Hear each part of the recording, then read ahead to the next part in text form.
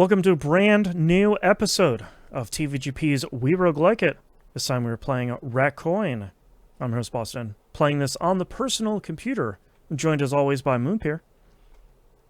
Hello, I'm also playing this on the personal computer slash ally thing that I have. ROG Ally, not the Xbox One, but the regular standard Whatever one. version of it is I have, yes. Yeah. What we like to do when we start a new game here on the show is we try to describe this game. The game describes itself as a coin pusher roguelike. If you see any footage of this game, you will probably immediately recognize this arcade machine where you just feed in some coins and it pushes coins out of the front and like it all kind of goes down. And then basically from that point on, it turns into, oh no, I have the Luck Be a Landlord synergy brainworms for the rest of the game. Which is mixed with Balatro, which is like the scoring system in this. I was like, oh, it's Balatro scoring. Yeah. Okay, I can get behind that. And kind of. I think the thing that's most interesting for me is, so when you're feeding coins into the machine, you're just feeding kind of standard copper coins into it. They have a chance to also turn into silver or golden coins. That's like a whole separate system.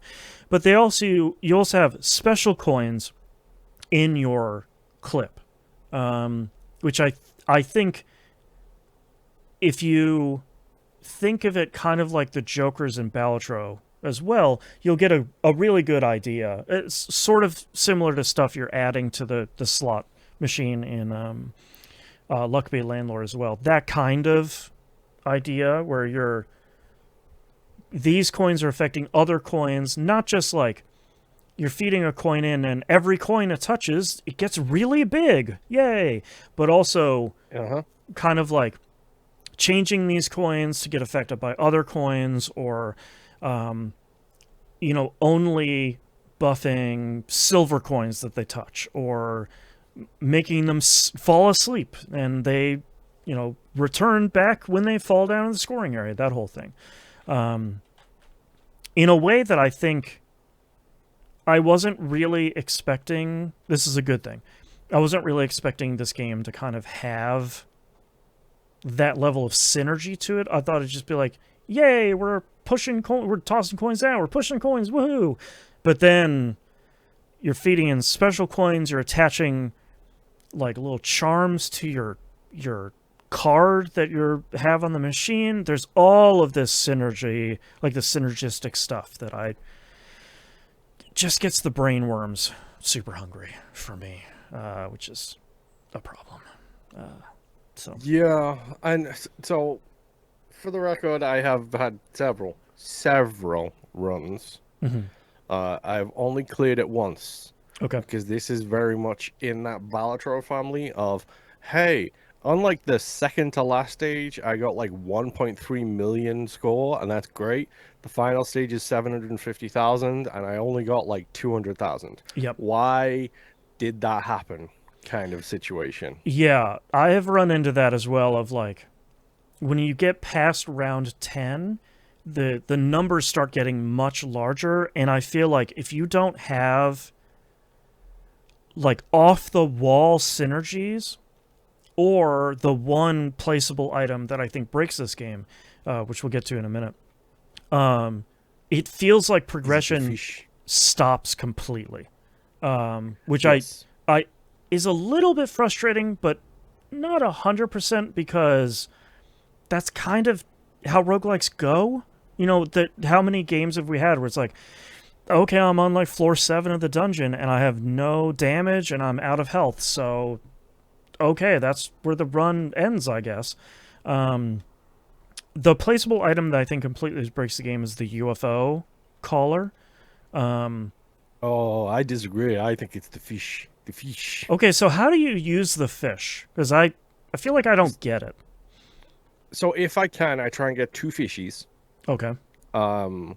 And then I try and like the way so the way I got my cleared run was it was a bean run, Okay. which now going forwards you will hopefully understand what the beans are. Mm-hmm. But one of the beans was if I have no coins in my clip, the little special coins, Yep.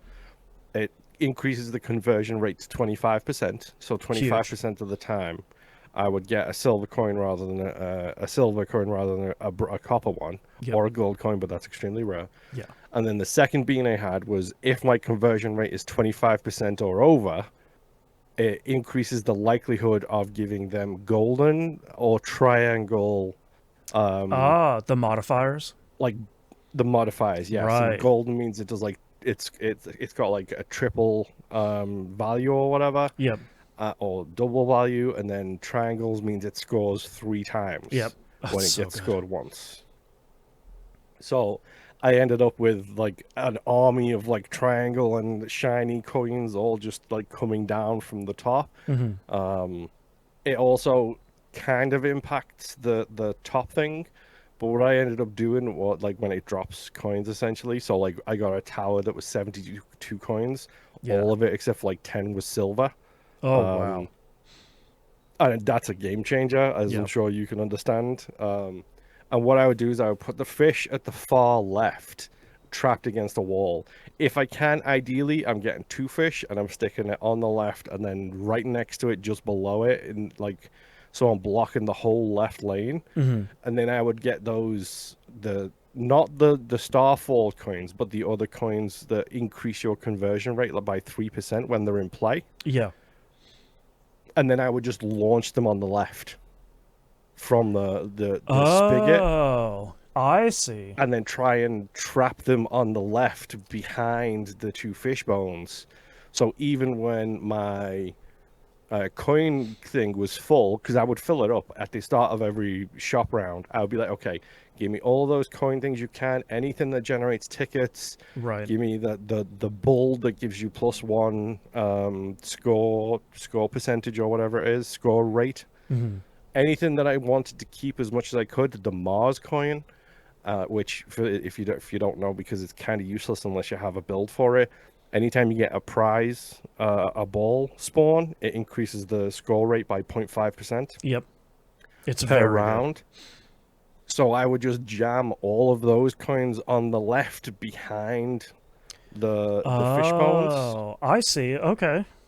and then try and keep them in play as much as humanly possible. Now, obviously, they're going to get pushed up and out eventually, Sure. but I would basically have like the left side of the board be my save these coins, Mm-hmm. and the right side of the board be my just keep launching coins into that to push that side down. Right.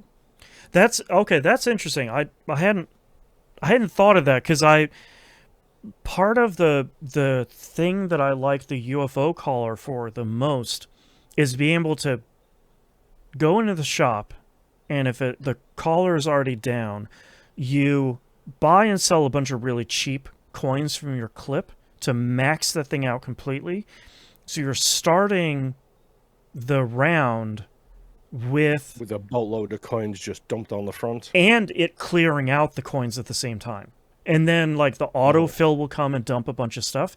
So at that point, you kind of automatically have a ×5 spin at the very beginning before you've even really done anything. So you might get a coin tower, you might get a bunch of prize balls, might get a bunch of just coins dumping from the ceiling or whatever, but like that's been my kind of every time I have won a run, it has been with the UFO caller being able to clear out the entire thing as well. And it's huge for clearing out bad coins too, which on a lot of runs, having trouble clearing out bad coins as quickly as Yeah. I can. But yeah, I speaking of characters, I have unlocked all of the characters at this point, which I think there's 5 of them. Um, I there think I've are only got 3 at the moment. okay. There are some that I think are cool. I think the second character, the one that has all the animal coins, Yeah, the zookeeper. He's the yeah, one I'm currently going to run with at the moment. that one feels harder than a lot of the other ones to get synergies going, I feel like you have to kind of focus on Yes. like one or two types of synergy. The one that I like a lot is I think it's the astronomer, the one that has all the like starfall coins. I love watching all the coins hopping and jumping around the coin machine, Yeah, and affecting everything. especially with that, it's like because I didn't realize what that did until I got a couple of them one round, just like hoping to just buy a bunch of coins, Mm. and then knowing that it turns coins silver. Oh, which by the way, if you have a good conversion run, get the silver whistle, because the silver whistle increases the score, whatever it's called, the score multiplier, by 0.1 for every silver coin on the board. Oh, jeez. Okay, wow. I got a run. I wonder if I can potentially pull it up here.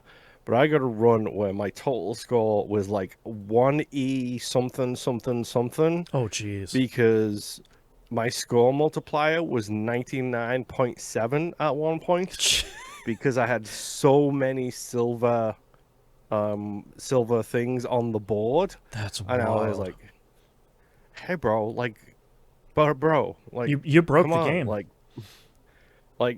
I absolutely crushed that run, and I was Yeah. like, Uh, so the character that I like yeah, the most so far has been the last character you unlock. It's called Big Eater. okay, Um, it's wild. It spawns like it adds a couple of new coins to the game, but it also uses the majority of all of the coins you've unlocked up until that point to then the first thing you do is you place a little pot on the screen and then you start feeding coins into it to cook dishes. So like okay, the very first recipe you learn is one rice coin and one chicken coin. No, not the chicken, the one before, the egg coin. Um, and you feed. yes. Which, if it's still alive at the start of a round, it spawns two chickens. Yes. Which I've discovered that because I started doing the run with the zookeeper who has an insane. So credit where it's due as well. The first time I started to run with the zookeeper, it explained the mechanics of his coins Yes. right off the bat, and I'm hoping it does that for all of the other ones. But the It fact that it's does. like, hey, here is two bunnies. Now launch this wolf in and see what happens. Yeah.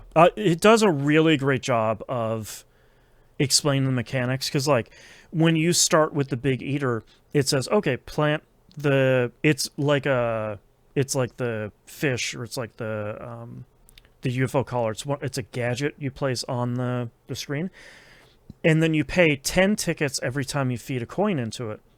So I wish it was a little bit easier to feed coins into it. It's a little bit confusing at the beginning. Because basically you have to click the pot and then click a coin and then click the pot again and then click another coin. You can't just click it and say, oh, I want to add these 2 or 3 coins. You have to kind of go back and forth. But you put the chicken or the egg and the rice in there and you make an Oma rice coin. So now you have a brand new coin type. You can then take that and combine that with a bunch of other stuff or take a bunch of other coins like a rice coin and the clover coin. That makes a totally different dish. So it's kind of this really wild switch on That's mechanics. the one. It's the clover coin that increases the conversion rate by 3%. Yes, yeah. And then at the same time, the game also introduced stickers to me. So if you look at the part of the back of the machine that slides back and forth, that little kind of angled lip on the front of it, the game can now randomly place stickers on there, and an effect will happen when the coins pass over the sticker. So sometimes it'll be like for every 3 coins that pass over the sticker, the third one will automatically turn silver. Or when it passes over this sticker, it just launches it right into the scoring area. Or stuff like that. Or like every 5 coins that pass over here, it will just turn one into a random special coin that goes in your clip. So it's interesting, and I've been talking about this a lot on stream of I've been pleasantly surprised at Raccoin that it reminds me a lot of Luck Be Landlord. Where Luck Be Landlord we started is like, oh yeah, it's this like fake slot machine. Woohoo, let's do it. And then like 5 hours later, we're like, okay, let's talk synergies. And we're like, if you get this and this and this and this and this and all of these things work together, and the ninja and the fish and the cat and like all of that stuff, I made $1 billion. It feels very much like that, where it's like, oh cool, yeah, this is a fun game, yeah, woo. And then like 3 hours later, I'm like, yes, the synergies. I need to make the synergies happen. Which has been really, really fun and really exciting to kind of run into a roguelike that defies your expectations in such a positive way. Yes. Yeah. Yeah. And it's chill. Like, the music's chill, the gameplay is chill. Don't get me wrong, it's very, very frustrating when I get to round 15 and I can't score because I've been trying to milk it for tickets so much in the earlier rounds. Yep. That, like, because quite frequently I notice that is my problem, is I am the times when I was getting to like the round 15 and I didn't have the ability to get the fact that I didn't have an ability to get that score was because I had spent all previous times, like, I'd get to round 14 and be like, no, I need like 2,000 tickets so I can get all of the things in the store. And by then, if you're not set with things that you need in the store, then it's like you're little already too late. in trouble. Yeah. Yeah. I think you nailed it by saying this game is chill. Like, it's exactly the energy level I need right now. There are no like Twitch mechanics here. It's not like a first-person shooter. There's no intense battles like we just played in Mugenics. The music has been fantastic. It has this really fun style that has this kind of like CRT and like chunky polygon style to it. I love the raccoon that's crying and has like the long dangly swinging tears. Like it. Yeah, the one who gives you the bag coins. Yeah, like it has a lot of fun style to it, and I think that helps it a whole ton. And then every single time you get a coin tower, it's just like, yes, this is the best thing that's happened to me in my entire life. This 540 coin tower. Yes. So yeah, I've been having a blast. I think I've played about 8 hours of it or so at this point, which is like, I think I've unlocked the majority, if not all, of the characters, and I still have some coins and gadgets and the like stuff you put on your card and all of that stuff. Like I still have those stuff to unlock, but it definitely does not. This is a positive. It does not feel like a game I'm going to be spending the next 300 hours playing. It definitely feels like one you can play here and there, maybe play for a couple of weeks, pretty hardcore if that's what you're into, and then kind of see everything there is to see. And that after our previous game, that feels exactly the right place I want to be right now. All right, any final thoughts here for week run of Raccoin? It's fun so far. Yeah. I'm enjoying playing it. It unlike Mugenics, it has replaced my nighttime play around of this before I go to bed. The problem is, rounds can be particularly long depending on how far you go and how much you want to crank those tickets out. Yeah. I don't think I've tried to save in the middle of a run. Is that you can? You can. Okay, great. Yes, you can. Sadly, we still have to ask that. Yes. If you like, because I got like halfway through and I was exhausted, so I was just like, no, I need to stop this. So I paused, quit the main menu, and next time I loaded her up, it was like, yeah, this is the character, this is the thing, this is the stage you're at. Hit the play button and go. Great, I love it. All right, thanks everyone for listening. We'll see you all next run. Bye. Bye.